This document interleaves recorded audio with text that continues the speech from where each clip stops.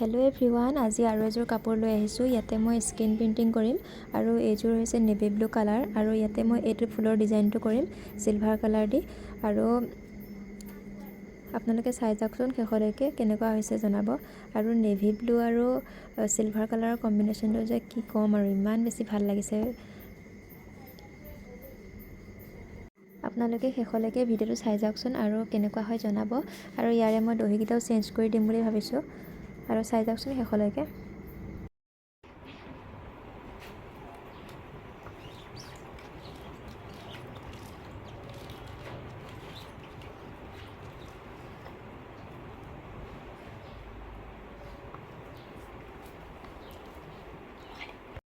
কাপোৰযোৰ পূৰা কমপ্লিট হৈ গ'ল এতিয়া, আৰু এতিয়া অলপ টাইম ৰ'দত দিম কাপোৰযোৰৰ কালাৰটো শুকোৱালৈকে।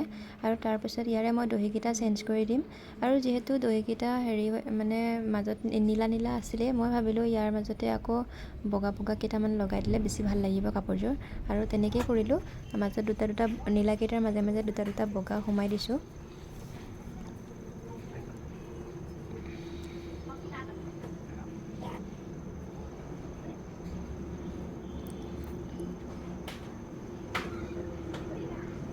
তাৰপিছত এতিয়া মেখেলাখনো চিলাব লাগিব দহিখিনি কমপ্লিট হোৱাৰ পিছত। আৰু মেখেলাখন কমপ্লিট ৰেডি টু ৱেৰ কৰি দিম। আৰু এইটো অৰ্ডাৰে আছিলে বাৰু মোৰ।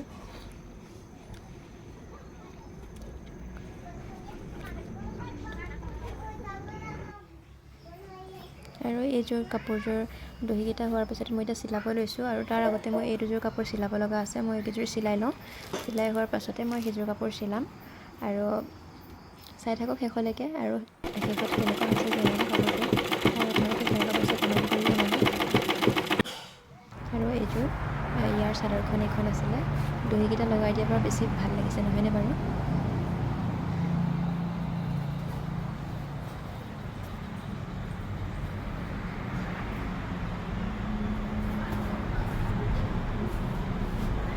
আৰু এইখন ইয়াৰ মেখেলাখন, ফুলকেইটা বহুত ওপৰলৈকে দিয়া হৈছে। আৰু আজিৰ ভিডিঅ'টো ইমানেই আছিল। মোৰ কেনেকুৱা পালে জনাব, ভাল পালে লাইক